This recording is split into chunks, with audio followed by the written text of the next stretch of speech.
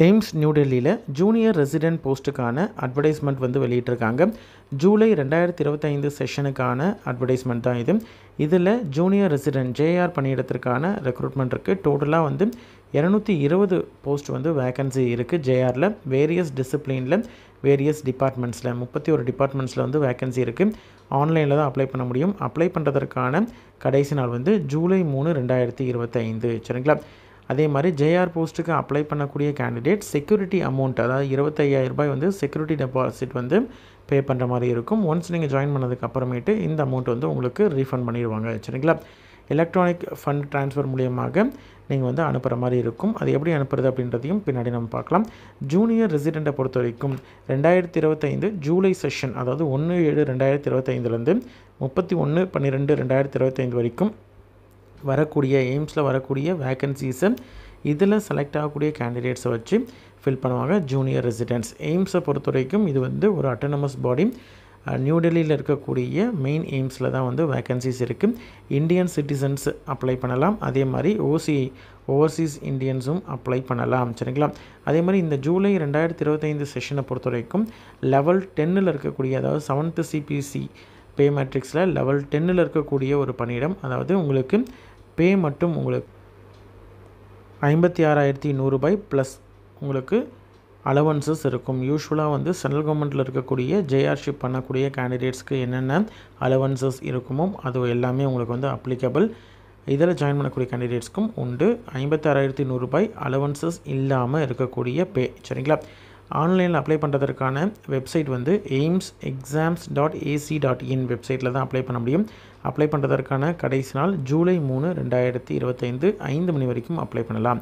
எந்தெந்த கேட்டகரியில் எவ்வளோ வேக்கன்சிஸ், அதே மாதிரி என்ன டிபார்ட்மெண்ட்டில் வேக்கன்சி அப்படின்றத டீட்டெயிலாக கொடுத்துருக்காங்க. பிளட் பேங்கை பொறுத்த வரைக்கும் 4 வேக்கன்சி இருக்குது. யூஆரில் 2, ஓபிசியில் 1, எஸ்சியில் 1 அப்படின்னு சொல்லிட்டு ஸ்ப்ளிட்டப் வந்து கேட்டகரி வைஸும் இருக்குது. பிளட் பேங்க்கு ட்ராமா சென்டரில் 2 வேக்கன்சி, பிளட் பேங்க்கில் 5, பர்ன்ஸ் அண்ட் பிளாஸ்டிக் சர்ஜரியில் 8, பிளட் பேங்க்கில் என்சிஐயில் வந்து 2, கார்டியாக் கார்டியாலஜி 1 வேக்கன்சி, கார்டியாலஜியில் 1 வேக்கன்சி, கம்யூனிட்டி மெடிசனில் 4, சிடிஇஆரில் 8, சிடிவிஎஸில் 1 வேக்கன்சி, டெர்மட்டாலஜி அண்ட் வெனரியாலஜியில் 1 வேக்கன்சி, இஹெச்எஸில் 3. எமர்ஜென்சி மெடிசனை பொறுத்த வரைக்கும் 76 வேக்கன்சிஸ் இருக்குது.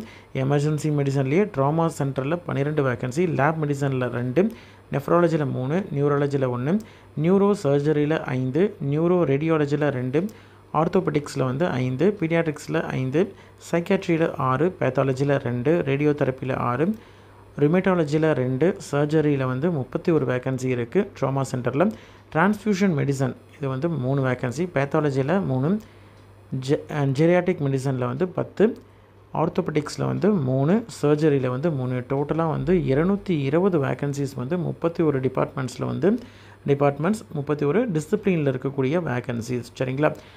இதில் எல்லாமே வந்து ஜேஆர்ஷிப்புக்கான வேக்கன்சிஸ். சரிங்களா?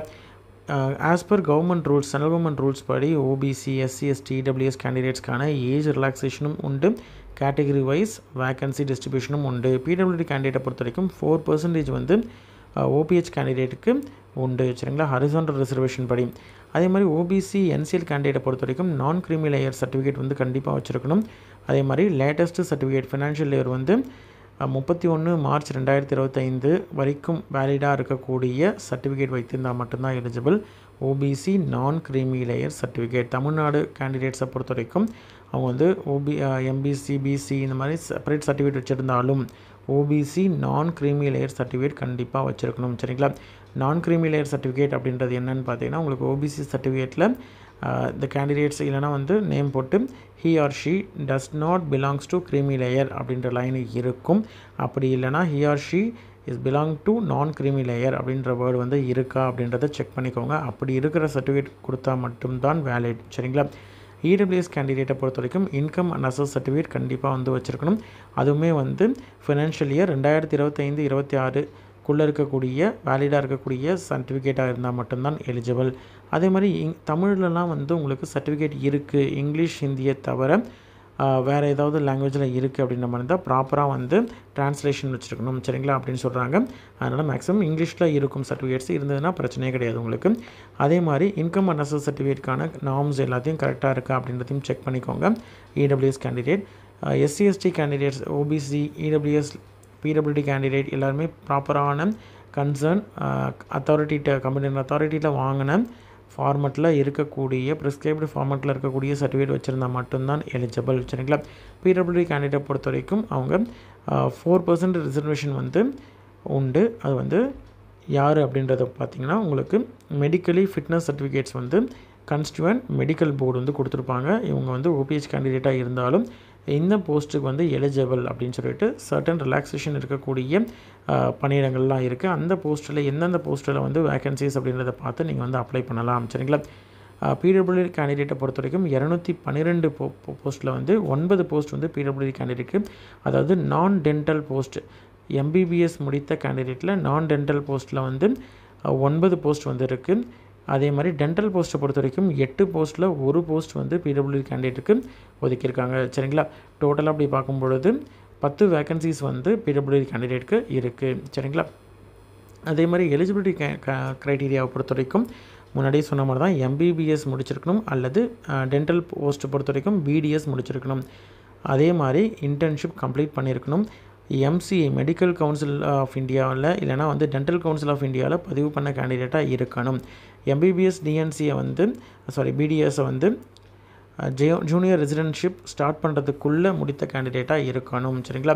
1/7/2025க்குள்ளே முடித்த கேண்டிடேட்டாக இருக்கணும். அதாவது அவங்க வந்து 1/7/2022லேருந்து 30/6/2025க்குள்ளே இன்டர்ன்ஷிப் கம்ப்ளீட் பண்ண கேண்டிடேட்டாக இருக்கணும் சரிங்களா.